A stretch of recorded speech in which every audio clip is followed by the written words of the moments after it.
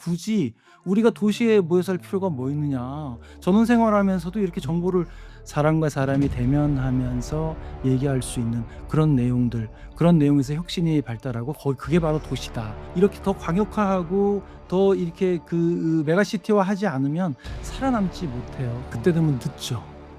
그러니까 지금이 저는 골든 타임이라고 생각하고. 요즘에는 이제 디지털 또 AI 시대잖아요. 예. 이 AI 시대는 사실은 뭐 근무 형태도 많이 바뀌고 예. 뭔가 우리가 뭔가 일을 하는 형태도 많이 바뀌잖아요. 예. 거의 지역의 상관이 좀 많이 떨어지는 것 같은데 네. 그럼에도 불구하고 이런 서울 집중화 현상이 더 심화되는 거는 왜 그렇다고 생각하시나요? 그게 그러니까 그 AI로 인해서 서로 연결이 굉장히 많이 되고 정보가 특정인에게 몰리지 않고 이렇게 평평해지는 그런 상황들이잖아요. 그럼에도 불구하고 사람이 모여서 사람과 협의하면서 하는 부분들이 굉장히 중요하고 혁신이 거기서 나온다고 이제 보는 거죠. 요런 내용들 지금 질문하신 내용들이 2005년도에 미국에서 있었어요. 그래서 토마스 프리드만이라는 그 칼럼니스트가 책을 하나 냈어요. 세계는 평평하다. 그 무슨 얘기냐? 그랬더니 정보통신 기술의 발달로 이제는 정보를 누군가 독점하지 않고 모든 사람들이 갖고 있기 때문에 굳이 우리가 도시에 모여 살 필요가 뭐 있느냐. 전원 생활하면서도 이렇게 정보를 쉐어할 수 있지 않느냐, 활용할 수 있지 않느냐를 얘기를 했는데 바로 고해에 리처드 프로리다라는 그 창조 경제, 제가 굉장히 영향을 많이 받은 사람인데 그분이 도시는 뾰족하다, 세계는 뾰족하다라는 그런 논문을 하나 냈어요. 그래서 그 사람이 어떤 얘기를 했냐면 정보통신 기술의 발달로 많은 정보가 이렇게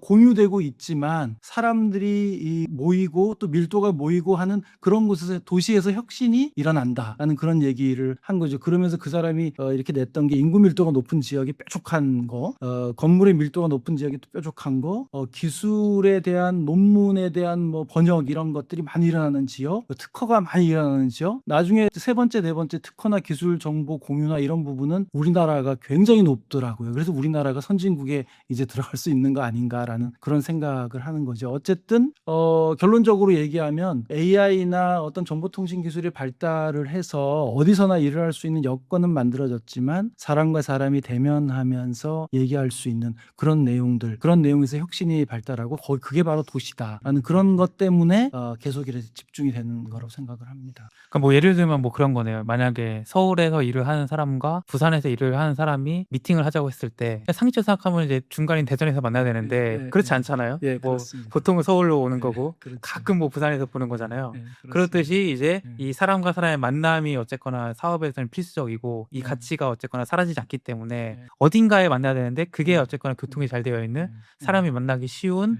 예. 이제 서울에 모여 있다. 예. 이 말씀이신 거죠. 그렇게 보셔도 될 것 같습니다. 그러면은 이 AI 시대 또 디지털 네. 시대에 예. 지방의 뭔가 소외? 지방은 이게 그런 시대에도 음. 더 도움을 받지 못하고 예. 점점 몰락하는 건가요? 그래서 오히려 AI 시대에 이걸 어떻게 활용하느냐에 따라서 아까 얘기하는 메가시티나 이런 부분들이 활용될 수 있다고 저는 생각을 해서 이 부분을 잘 활용해야 된다고 생각을 하는데, 강소도시라는 말이 최근에 굉장히 한 2-3년 전부터 굉장히 이슈가 됐어요. 이거는 뭐냐면 자기 그 도시만의 특화된 산업을, 거의 세계적인 산업을 갖고 있으면서 삶의 질을 풍부하게 누릴 수 있는 작지만 강한 도시. 그게 이제 디지털, 앞에 디지털을 붙여서 디지털 강소도시라고 하면 훨씬 더 낫거든요. 그래서 그런 강소도시들이 많이 존재를 하면서 그 도시들 간에 어떤 계속된 연계를 통해서 이렇게 권역을 묶고 그게 경제화된다 그러면 훨씬 더 강력한 경제 공동체가 일어나지 않을까 해서 이 부분을 좀 많이 활용을 해야 된다라는 그런 생각을 했습니다. 그러니까 뭐 최근에 뭐 부울경이라든지 예. 뭐 이런 뭔가 지방의 도시들이 뭔가 합쳐서 뭔가 연합을 만드는 움직임들이 다 그런 맥락인가요? 그런 맥락이죠. 근데 그게 참 우리가 지방자치단체가 풀뿌리라고 하는데 우리나라 국토가 좁은데 저렇게까지 해야 되느냐 하는 생각을 하긴 하는데 좀 더 광역화 돼야 된다고 생각을 해요. 그래서 자기 도시 하나 안에 모든 거를 넣으려고 해요, 시장들은. 그 조그만 도시 20만 30만 되고 5만 되는 도시도 모든 걸 넣으려고 하는데 그거는 좀 아니다. 이제는 더 컴팩트하고 네트워크 한다는 거는 특정 지역의 기능, 자기 도시의 기능을 더 강화시키고 다른 도시로 필요하면 교통이라는 게 굉장히 잘 돼 있잖아요. 그래서 그걸 그렇게 만들어야죠. 그래서 공동체로 해서 이렇게 그 권역화하는 그런 사업이 더 필요하다고 생각을 합니다. 그러니까 지금 움직임을 보면은 이제 그런 통합을 하려는 지자체들이 결국에 갈등을 빚는 요소들이 너네 그러면은 뭐 행정기관 어디다 놓을 거야, 체육관 어디다 세워줄 거야, 뭐 이런 거 갖고 지금 아웅다웅을 하고 있는 거잖아요. 근데 이제 박사님께서 이제 더 강력화돼야 한다고 하셨잖아요. 더 강력화라는 거는 예. 제가 들리기로는 범위가 더 넓어져 있는 얘기로 들리고, 예.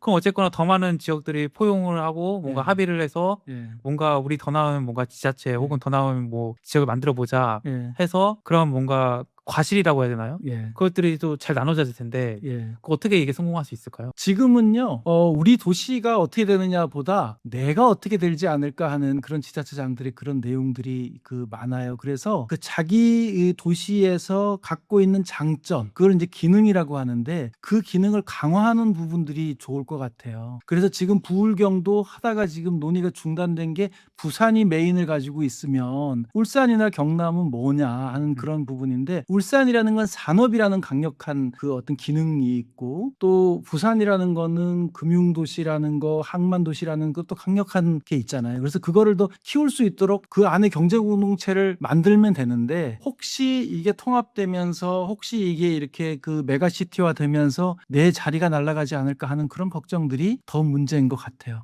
그래서 그런 거를 좀 지금은 구조적으로 이렇게 더 광역화하고 더 이렇게 그 메가시티화 하지 않으면 살아남지 못해요. 혼자서 어떤 조그만 도시에서 그야말로 산업도 하고 교육도 하고 어떤 이런 기능들을 다 집어넣고 더 웃긴 거는 그 안에서 이 도시 안에서도 균형 발전을 해야 된다는 거예요. 그래서 고속도로, 경부고속도로 옆에가 다 당연히 발전할 수 있고 그쪽에도 기능을 모아야 되는데 외지역, 고속도로나 철도가 벗어난 지역도 철도를 넣어달라는 뭐 그런 쪽으로 하는 거는 아니라는 거죠. 이제는 기능을 모아야 됩니다. 지금 박사님의 얘기가 제가 제대로 들은 건지 모르겠지만 약간 이게 약간 선거 때문에 이게 잘 안 되는 것 같더라고. 네, 그런 예. 경우도 있죠. 그 내 자리에 예. 대한 그런 것들이 많고 너무 지금 분리되어 있는 부분들이 있다고 생각을 합니다. 그럼 이게 뭔가 이제 어쨌거나 아직까지는 그래도 우리 지역에 살만하니까 그런 네, 이제 네. 아웅다웅을 하는 거잖아요. 우리 너네가 맞습니다. 뭐 잘났으면 너네끼리 한번 해봐 뭐 이런 맞아요. 모습을 보이는 거고요. 네.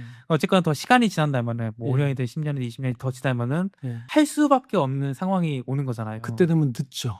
그러니까 지금이 저는 골든 타임이라고 생각하고 조금 늦었을 수도 있다고 생각을 하기 때문에 제가 이렇게 목소리를 높여서 얘기할 수밖에 없는 상황인 것 같습니다. 통합을 할 때 예를 들어서 예. 이게 뭔가 조건들이 있나요? 그러니까 예를 들어서 뭐 광역시를 항상 껴야 된다든지 예. 아니면은 뭐 진짜 이름도 잘 알려지지 않았고 인구도 적은 뭐 음. 5개가 모여서도 음. 이제 그 박사님께서 말씀하시는 음. 그런 뭔가 큰 뭔가 도시, 예. 메가시티 이런 게 예. 가능한 건지. 그 예전에는 이제 메트로폴리탄이라 그래서 한 개의 도시에서 베드타운들을 거느리는 그런 그 상황이었는데 지금의 메가시티는 그런 개념이 아니라 각자의 특별한 기능을 가진 도시들이 서로 연계하는 부분이거든요. 지역적인 게 가장 좋죠. 왜냐하면 인구의 댐 역할을 해야 되기 때문에 서울로 더 안 뺏겨야 되기 때문에 또 서울에서 사람들을 더 들여와야 되기 때문에 일자리를 만들어야 되기 때문에 연계해야 된다고 생각을 하고 그래서